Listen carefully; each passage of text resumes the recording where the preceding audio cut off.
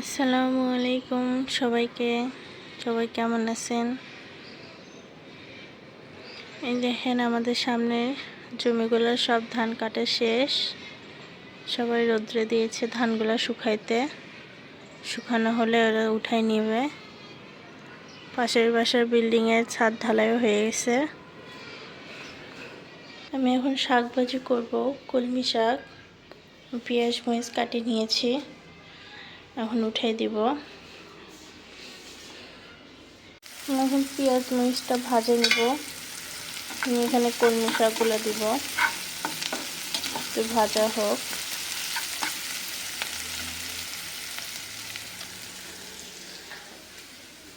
তার মানে চাচু কয়েকটা আনারস নিয়ে আসছিল, আনারসগুলো এখন আমি কাটবো। আমার পেঁয়াজ মরিচগুলো অল্প একটু ভাজা হয়েছে, এখন আমি একটু আস্ত জিরা দিব।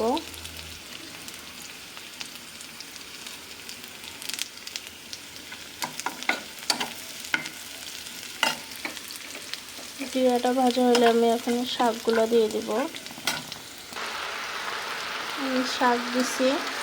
শাক তো দেখা যায় অনেকগুলো, কিন্তু একটু ভাজলে এগুলো কমে যাবে। এখন আমি লবণ দিয়ে দেব।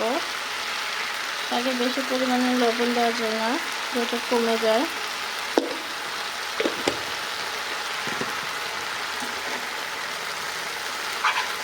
কালকে রাত্রে দুইটা শাক নিয়ে এসেছিল, পুঁই শাক এবং কলমি শাক। আমি রাত্রে পুঁই শাকটা রান্না করছি মিষ্টি কদু আর চিংড়ি দিয়ে।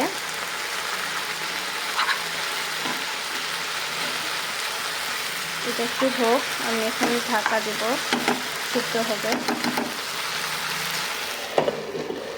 একটু সিদ্ধ হোক, শাকে পানি বেরোবে, সেটা দিয়ে সিদ্ধ হবে। সকালে রান্না হয়েছিল কলিজা আলু দিয়ে, আর কালকে পুঁই শাক ছিল, ডাল ভর্তা ছিল। সকালে আবার করছে ডাল ভর্তা।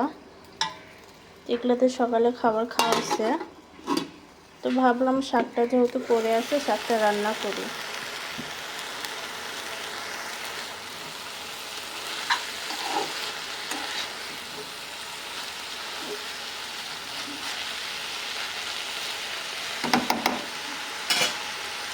সিদ্ধ হোক, আমি আনারসটা কাটে নিই। এটা ধুই, একটু ময়লা থাকে।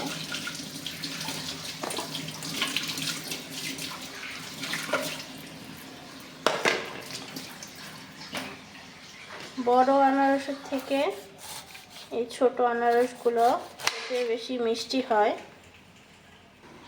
শাকটা একটু নেড়ে দিব।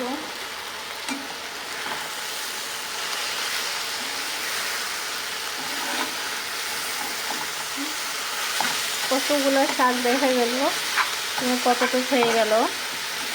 এটা আরও ভাজতে হবে, ভাজলে অল্প একটু হয়ে যাবে।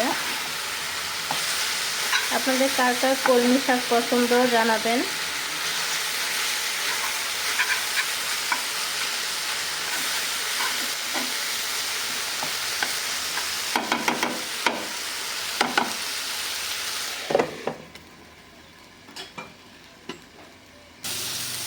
আমার শাক ভাজিটা হয়ে গেছে, এটা আমরা এখন উঠে নিব।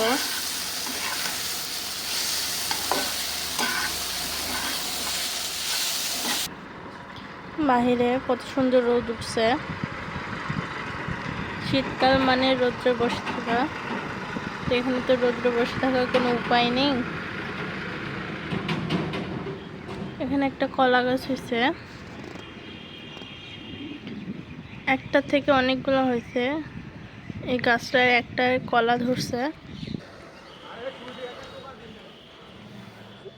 এই যে আমার গাছ, মানি প্ল্যান্ট, স্নেক প্ল্যান্ট। তো এখন আমি এই কাপড়গুলো গুছিয়ে নেব। কালকে ধুয়ে দিছিলাম, সকালে নিয়ে এসছি। লেপ আমি রোদে দিছিলাম, লেপের কভারটা ধুয়ে দিছি, এখনও শুকায় নাই। তো কাপড়গুলো গুছায় আমি গোসল করে লেপের কভারটা নিয়ে আসব। কাপড়গুলো আমি নাড়ে দিলাম। এখন লেপের কভারটা তুলবো। এপাশে প্রচুর রোদ। এদিকে জমির ধানগুলা কাটা হয়েছে, আরও আছে কিছু কিছু জমি কাটা পড়বে। এগুলো আস্তে আস্তে ওই যে এই লোকগুলো এখন কাটতেছে। এপাশে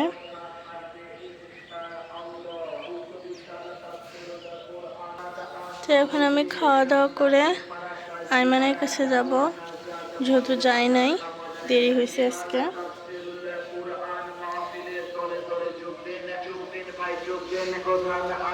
এটা এখন আমি উঠে নিয়ে যাব, যেহেতু শুকাই গেছে, চাই লেপটাতে ভরাবো।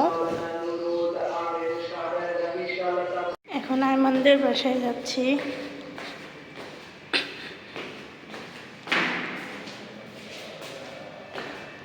দেখি আইমান কি করতেছে।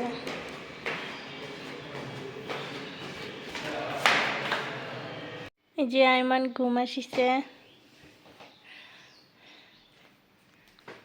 তো আইমান ঘুম থেকে ওঠার পর ওকে নিয়ে আমি বেলকুনিতে আসছি। ওর আম্মু ওইদিকে কাজ করতেছে। তো দেখেন সূর্য অস্ত যাচ্ছে, কি অপূর্ব সুন্দর, মাশাআল্লাহ, আল্লাহর সৃষ্টি সুন্দর। তো আজকে এই পর্যন্ত, সবাই ভালো থাকবেন, সুস্থ থাকবেন, আল্লাহ হাফেজ।